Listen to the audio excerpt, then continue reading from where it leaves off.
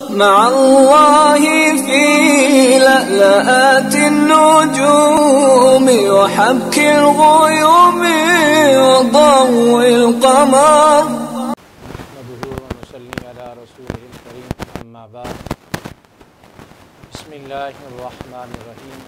معزز حضرات، السلام علیکم ورحمۃ اللہ وبرکاتہ.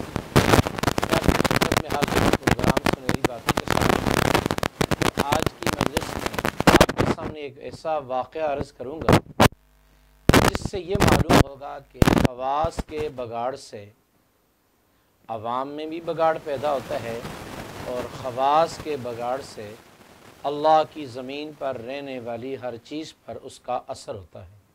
مثلا زمانے میں ایک بہت ہی بڑا مشہور بادشاہ گزرا ہے جس کا نام نوشیروان عادل تھا. اپنے وقت میں اپنی عوام کے ساتھ، رعایا کے ساتھ انصاف میں یہ بڑا مشہور تھا.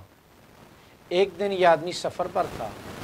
سفر کے دوران اس کو ایک اناروں کا باغ نظر آیا اور اس نے باغ کے خادم سے کہا کہ بھئی ایک انار توڑ کے اس کا شربت نکال کے لاؤ.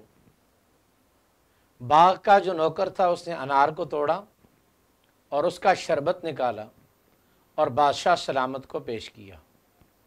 ایک ہی انار سے گلاس بھی بھر گیا اور جب بادشاہ نے پیا تو انتہائی میٹھا اور لذیذ تھا. بادشاہ نے جب اس کی مٹھاس کو محسوس کیا اور اس کی رس کی کثرت کو دیکھا تو بادشاہ کی نیت میں فطور آ گیا. اس نے سوچا کتنا قیمتی باغ ہے، اس پر ٹیکس لگا دیا جائے تو حکومت کو کافی آمدنی ہو جائے گی. ابھی اس نے دل میں ہی ارادہ کیا اور نوکر سے کہا کہ بھئی ایک گلاس اور لے کر آؤ.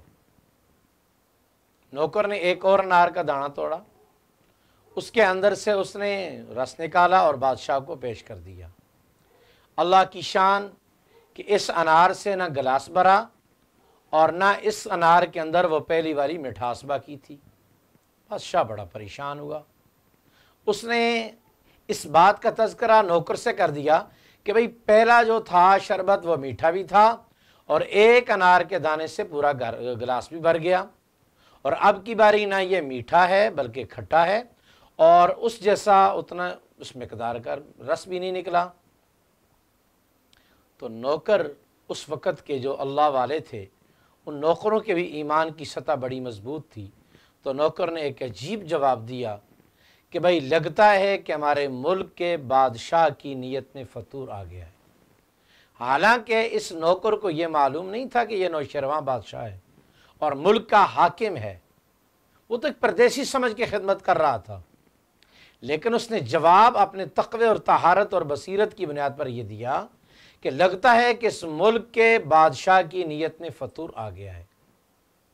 جواب کو سن کر نوشیروان عادل نے توبہ کی، اپنے ارادے سے باز آ گیا اور پھر نوکر سے کہا جاؤ بھئی ایک گلاس اور ایک انار کا جوس نکال کے اور لاؤ.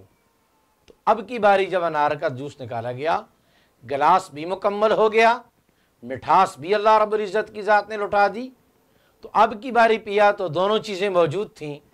پھر نوکر سے پوچھا کہ اب کیا ماجرا ہے کہ اس کی لذت بھی واپس آ گئی ہے اور اس کی رس کی مقدار بھی پوری ہو گئی ہے.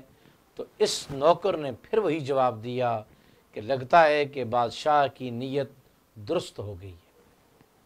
اب یہ خواص کی نیت کے بگاڑ سے ایک انار کے اوپر کتنا اللہ رب العزت کی ذات نے اثر ڈال دیا. اس سے معلوم ہوتا ہے کہ انسان کی نیت کا اثر بہت ہی زیادہ چیزوں کے اوپر اثر انداز ہوتا ہے. ہمیں ہر کام میں، خواہ اس کا تعلق دینی لائن سے ہو یا اس کا تعلق دنیاوی لائن سے ہو، ہمیں ہر کام میں اپنی نیت کو صاف رکھنا چاہیے. نیت جب صاف ہوگی اللہ رب العزت کی ذات اس کے اثرات نیت والے پر بھی ڈالیں گے اور اللہ رب العزت کی ذات اس کی نیت کی اچھائی کا اثر باقی مخلوقات پر بھی پڑے گا. اللہ رب العزت کی ذات ہمیں ہر معاملے میں اپنی نیت کو خیر خواہی کی اوپر مبنی رکھنے کی توفیق نصیب فرمائے اور اللہ رب العزت کی ذات ہمیں ہر مسلمان کی اور ہر ایک انسان کی خیر سوچنے کی توفیق نصیب فرمائے. وآخر دعوانا ان الحمدللہ رب العالمین.